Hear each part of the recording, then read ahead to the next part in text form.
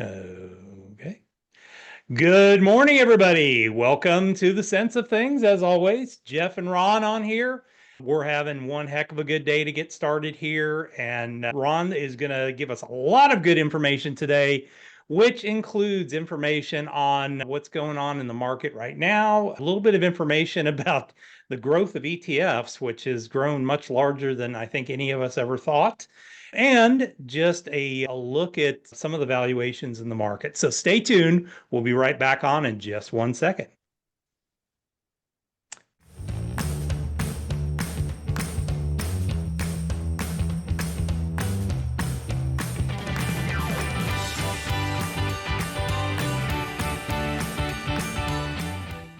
Hey, everybody. Welcome to the show. Ron, how you doing, bud?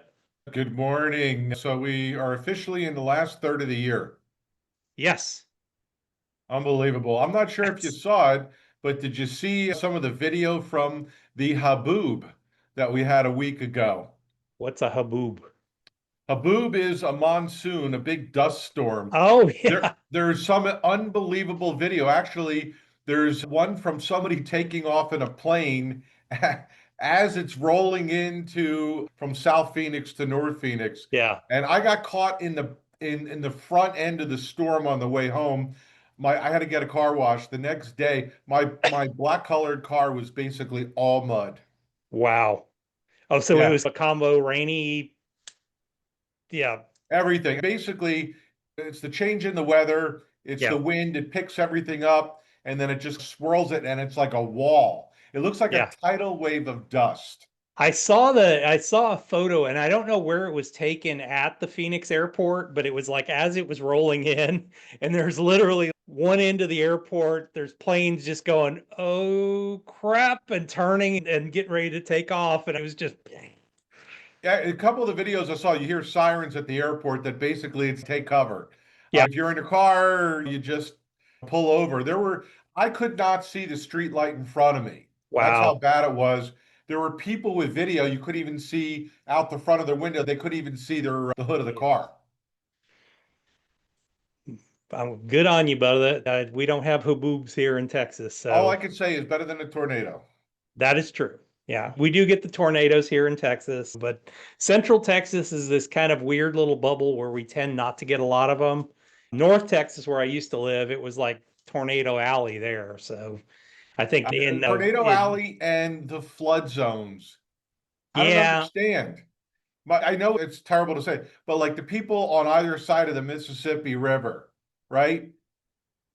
They get wiped out every, what, 5 to 10 years. You yep. see them on top of their house with a thumbs up. We're going to rebuild. I'm like, Mm. why rebuild there?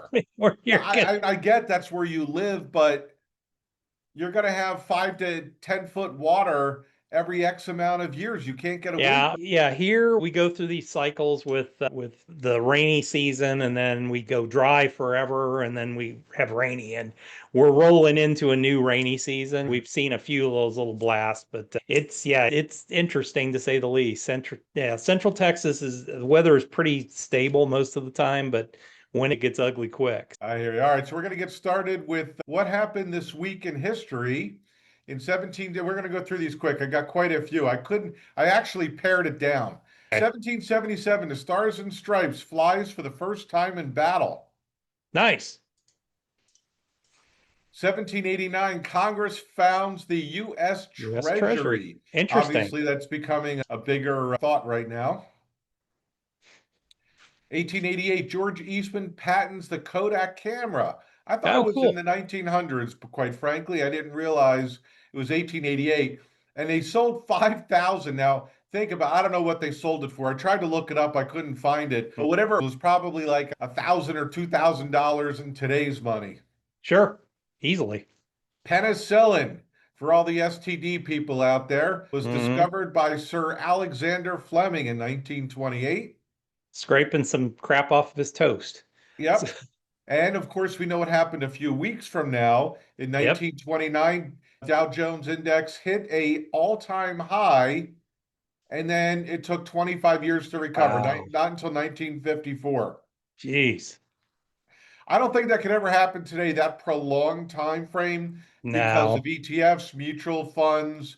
Unless there was something drastic that happened in our economy, I don't think something like this would happen in our lifetime. Yeah, like I said, I think so much money has been taken out of individual hands and used in. So you've got basically professionals and ETFs managing things, which I know you're going to cover today. So Yeah. I Well, think not it only provides that a too, little bit but they more didn't have long-term stability. 401ks back then that Nope. were constantly being added to every single paycheck. Yep. 1939, Britain and France declare war on Germany following the invasion of Poland. I just saw something about that the other day. And Britain, so it was funny. It was Britain, France, and New Zealand, of all things, New Zealand. Yeah, declared war. okay. Yeah, just And saw then something about that yesterday. of course, 6 years later, Japan surrenders. Yep. Thought that was interesting. Happened the same week.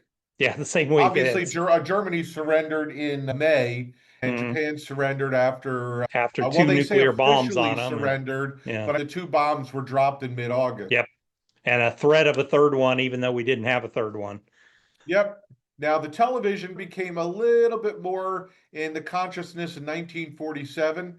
The first president to make a transcontinental broadcast was Truman in 1951. Huh. Yeah, hard to believe. I Yeah, remember, it's crazy. I remember in Back to the Future when they roll out the TV. Hey, we can watch Jackie Gleason while we're eating dinner, and they're like, "Oh yeah, we in our TV. Oh yeah, we have two." Nobody has two TVs in their house.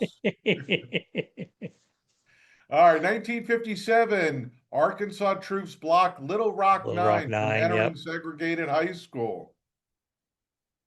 1969. This was interesting. I thought Huh. it was later in the mid to late 70s, but Yeah. the first ATM opens for business. I don't think there was a massive growth of that at the beginning.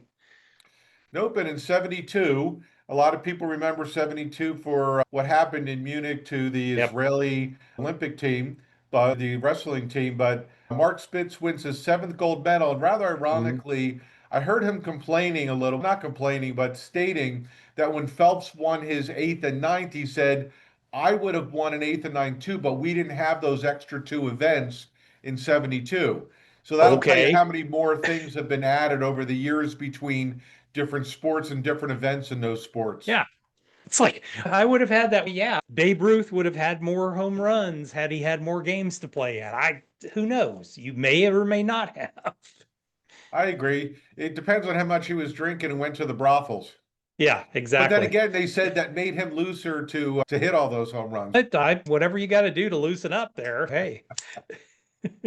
All right. I thought it Wow. was funny that there is an index out there that's been out there for, I don't know, at least 50 to 70 years called the Wilshire 5000 Yep. Index. And the Yep. funny thing is, there's only about 33 to 3,500 stocks, but they still call it the Wilshire Wilshire 5000. 5000. Yeah. The number of ETFs have finally surpassed the number of US listed stocks. And I don't know about you, but I'd say at least a third of the meetings that I have with prospective new clients, I have to explain what an ETF is. They know what a mutual fund is. Yep. ETFs have been around 35 years. They're essentially a mutual fund that trades like a stock, but a lot of people are not familiar with them and what the advantages they have over a mutual fund. Yeah.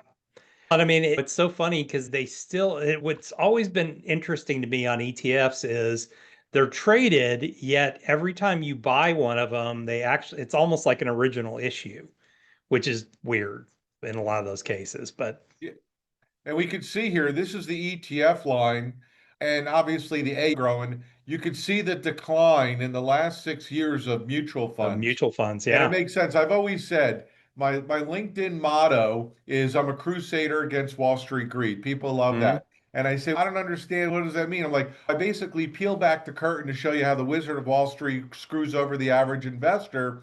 And I try Hmm. and explain to them one of the ways is a lot of the mutual funds that are out there because there's two to five hands in that pie. And if you're working with an advisor that's a hybrid, meaning he's an investment advisor and a broker, he's potentially getting a backdoor commission on those Hmm. mutual funds they're recommending to you. Either he or she is, and or the firm is. So Yeah. it's amazing. We still got to explain that in today's world with the vernacular, but it's important. How often Yeah. do you see it? Oh, I see it all the time. Less and less now. I think more and more clients are, they don't necessarily understand the difference between mutual funds and ETFs, but they're very accepting of, oh, okay, just you tell me where we need to be, and then we'll go with it at that point. So I don't really see I don't really see people complain about it as much or really not understand it. It's interesting, clients that I've brought in, it's rare that I even see, even in, let's say, a managed account that I'm receiving in, very rarely now do I see ones that have mutual funds, even no Yeah. load mutual funds.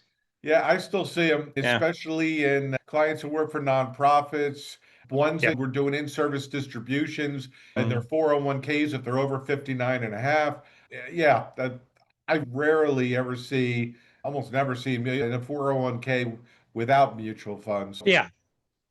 And so many of the mutual funds now that are inside of 401ks are like specialized ones that have really super low costs.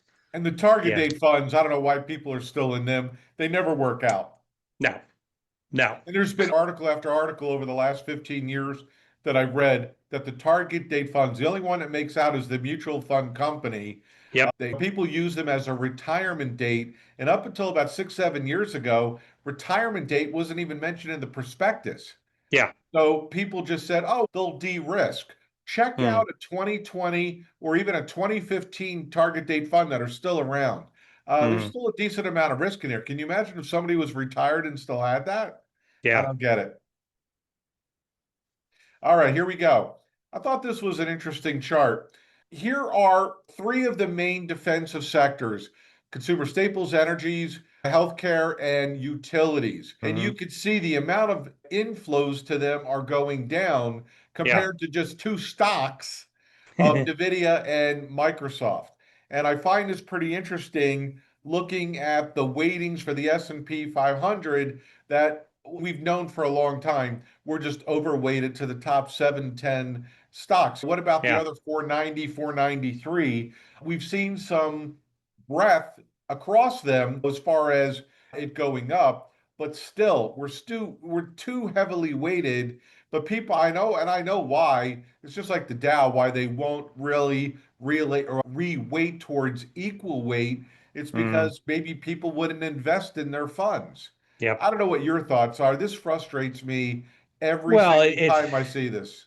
yeah, and it frustrates me because you're sitting here and we've had big volatility. We had a lot of volatility this year, and you would think, okay, you get volatility, you'd start to see money shift over into some of these defensive areas, and it just doesn't happen. It's like the market jumps over to gold, and then when things calm down, then it's right back to the top seven again, the Magnificent Seven. And no matter what you say or what you do, I looked at Nvidia now, and another favorite of mine was Palantir. And you start looking at Palantir, and I'm like, they would literally have to sell to the moon to be able to justify the valuation of the company They at would this have to point. 10x. Well, actually, we're going to go Yeah. through some forward PE, Yeah. but Palantir, and I love Palantir, and I've been in it Yep. with clients for a long time.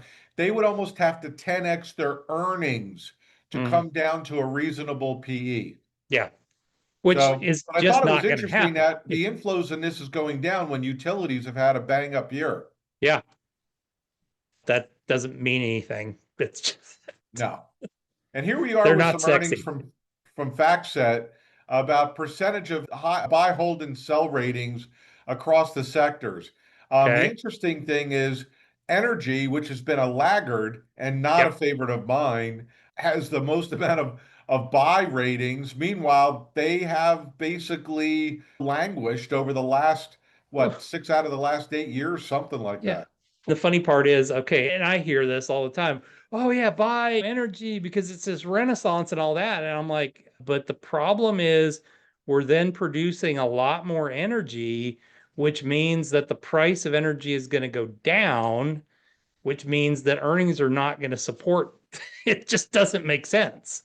Yeah. And a lot of the and unfortunately, a lot of the energy companies are pegged to oil, which, as you know, is something I don't get involved in. Not Yep. that they couldn't be more profitable, but if oil went up $10 a barrel, they're going to have a terrific quarter. Why do I want to be subject to that when I can't I determine the have no price of control oil? or be able to guess it. That's the thing. And so much of that is manipulated by okay, we might start producing more, and then Saudi Arabia and OPEC decide, okay, you're going to do that, we're going to cut production, and then it just causes all kinds of havoc. No, I'm Well, with you there. I have no interest. Thank you. no. And I think the one thing that's interesting about this is the most amount of hold and sell ratings for a combination is Mm, in consumer staples. So if we're yeah. having such a great economy and if we have such low unemployment, meaning people are spending, why aren't consumer staples doing better? Meaning we're still consuming. Yep. Is this because credit cards, the limits are reducing and the carryover rate debt is increasing and maybe people aren't consuming as much? Or maybe it's because of tariffs and their margins have been squeezed. This Or sticks maybe out it's more than yeah. anything else. Or maybe it is these aren't near as sexy and they're gonna always underperform a little bit. So if I'm gonna keep my job as an analyst, I'm gonna keep shoving it more towards the left side of the chart so that I look like a hero and I'm in the stocks that are going up 20% versus the ones that have the nice steady stable 8 to 10%. Yeah, but don't I forget, they think it's got more. analysts that just cover a sector. They don't care Yep. about the other sectors. It's what do they think about that sector? And they Mm, don't believe in consumer staples. And funny thing is, the second most is utilities, yeah. and they've done terrific in the last 9 months, or at Sure. least select utilities. But for the Mm, most part, the big players have done the best. yeah, absolutely. So here we go. So forward PE. A lot of people are looking at this as, okay, great. Where we know where we are now, but where is the price earnings growth? And Mm, this is looking at cycles, looking at here we are at almost really what a 5 year high with a yep. forward PE. What does this mean? Does this mean we're going to come back to the medium here? Possibly, probably. We know that September is typically the weakest month of the year in performance. We've had what a mixed day today, an up day Mm, yesterday, a big down day on Tuesday. But I thought this was interesting, but more interesting, kind of breaking it down by sector. And I want to know your thoughts. Here it is. If we go back 2 slides, right, to the buy, mm, hold, and sell ratings, here yep. we are with forward PE ratios by sector. And you could just Mm, see energy is down here again. yep. Utilities has moved up. Communication services, which was a higher buy, hold, sell, or buy and hold, I should say, is right in the middle with forward PE. So to me, Mm, that's telling me that communication services, which is a lot of technology too, is overvalued, overpriced. What are your yeah. thoughts about this? Because this chart to me is the most compelling, which is why I left it for last. Yeah. The problem I see with some of this, some of the traditional methods of PE ratios, they don't value things. I personally believe. I grew up in the world of Benjamin Graham, and honestly, you cannot apply those rules anymore. They just don't work when it comes to growing industries, growing businesses, and things like that. So I don't put a lot of credence into this. People will say, oh, a 20 PE. What's a 20 PE in relation to what? We're in an information revolution right now. We're in probably one of the most interesting periods, I believe, in that we've seen since mid 90s. When we saw productivity improvements in the mid 90s, I heard the Secretary of Energy this morning, he put it interesting. And he said, when we saw the first revolution of PC computers and things like that, it was really the mathematics. Because when I was learning this in school, it was the kids that benefited the most were the kids that were in science and math and stuff like that. That was who benefited the most of that generation. And when we're talking about AI, it's a different animal because it can be used really by everybody. And it doesn't have to be just somebody who's a technological person, it can be creatives and everything else. So I think we're in a really interesting time now. Do I think that, and we were talking about this beforehand or earlier, do I think Nvidia Palantir, some of those companies have gotten ahead of themselves. Absolutely at this point. And I think the market is punishing them a little bit because of that. Yeah, but at least Um, Nvidia is showing the Nvidia and Palantir are showing the yeah, earnings growth. It's just that Nvidia is a little bit further down in the growth curve. sure, sure. But I look at people keep comparing, or I hear people comparing this to the .com era, and these are higher P's than the .com era. And I'm like, the difference in the .com era, though, was that most of the companies that were in the .com era didn't even have earnings. They were just an idea. If they had Right. .com on the end of them, Barely had revenue. yeah, they didn't have revenue, and they Forget about certainly didn't earnings. have profits at all. This is a totally different era. These companies actually do have earnings. Now, have they gotten ahead of themselves? Yes, I think so. And I think that I would expect a little bit of a slow up a little bit, and not that just absolute exponential growth that we've seen in some of those. But you start to look at a great example. I shifted a little bit of our portfolios. Once again, we own this stuff, but I shifted a little bit of our portfolios over to Google, to Alphabet this month as we were making some shifts, because I'm looking at it. It's I think, a really good AI play, and it's like an 18 PE versus a 500 million PE that's whatever's on Nvidia. So I think there's still really good opportunity in the AI space, and the companies that are leveraging AI. There's some really good values in there. You just have to pick and choose. Doesn't mean that Nvidia still isn't going to go through the moon, but I just think it's priced for absolute perfection at every moment. And we saw it just with this last earnings report. The earnings came out, and they were phenomenal, but everybody's like, yeah, what did you say about the future? And does the future look as good? And that they weren't giving any kind of idea of what they could make in China, because they don't understand what the situation in China is and everything else. Yeah, I agree. Again, if you take a look at history, we average at least 3-5% pullbacks a year. I think we've Yep. had two. I think we had two this year. Yeah, at It least. wouldn't surprise me if we had one more. I think we're going to have 2 to 3 rate cuts. That's what I predicted in the beginning of the year. I predicted that Yep. last year. Who the hell knows at this point? But more so than anything else, there are a lot of tailwinds to us. But if we have these tailwinds, why do we need to reduce rates? Mm. Other than refinancing of our national debt, which is important. I'm not discounting that. Mm. But I really like to see some economic data. So tomorrow we're going to get an unemployment number. Mm. That'll be helpful. But even a 25% or a 25 basis point cut isn't going to do anything, but it's No, psychological. So it we'll is. have to see. I think the number that I paid attention to this week that kind of just got glossed over was the JOLTS number. And the JOLTS number hit the lowest point it's been in, I want to say, 5 years, 6 years. It's like down below 7 million. Yeah, job openings were less. Yeah. Yeah. Yeah.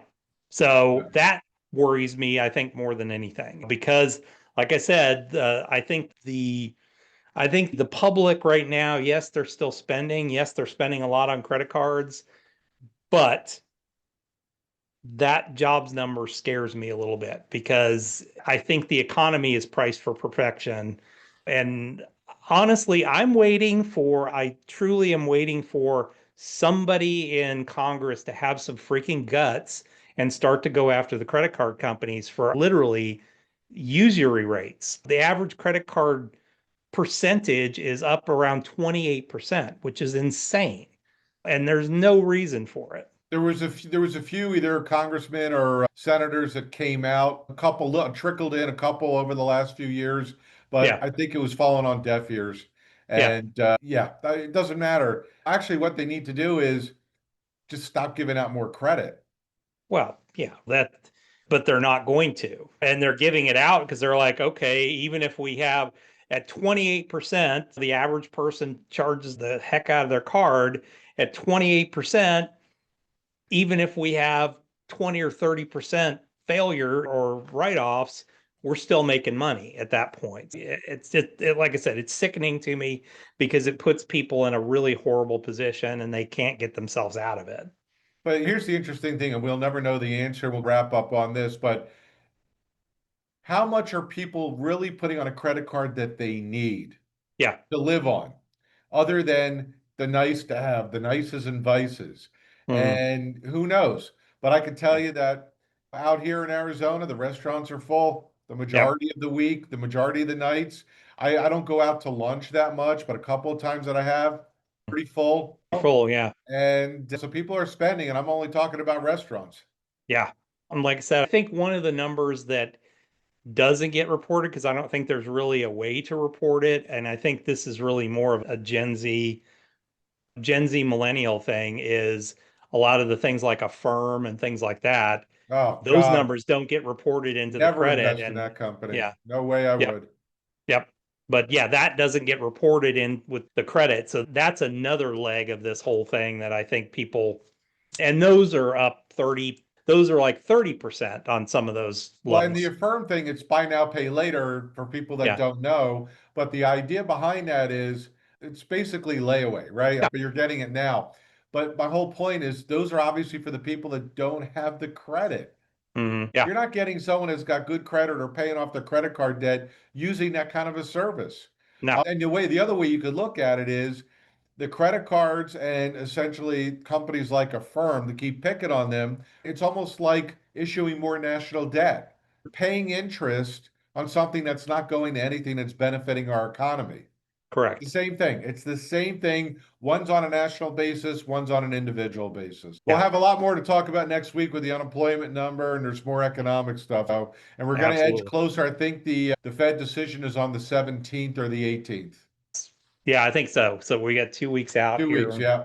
Yeah. And you've got all the stuff going on with Lisa Cook and all that stuff, which is just Oh, insane. yeah, a joke, but that's beside the Well, point. it's not, I don't think it's a joke if you, I mean, If if they you're a head have the government, proof, yeah, okay, but they yeah, haven't shown any proof yet, and that's why they needed a grand jury today. yeah. But the problem is there's been the cases of this on the other side of the coin that they basically, you can accuse somebody and a lot of them have just recused themselves and said, okay, I'm out at that point. So Yeah, yeah, it's, this is a little bit different, but if there's proof, I got it. But yeah. we'll deal with that. We'll deal We'll with it. see. Yeah, we'll see. But yeah, it's interesting. All right, folks, thanks a lot for joining us. We will be here every week to share this with you, and we'll see you guys back the next time.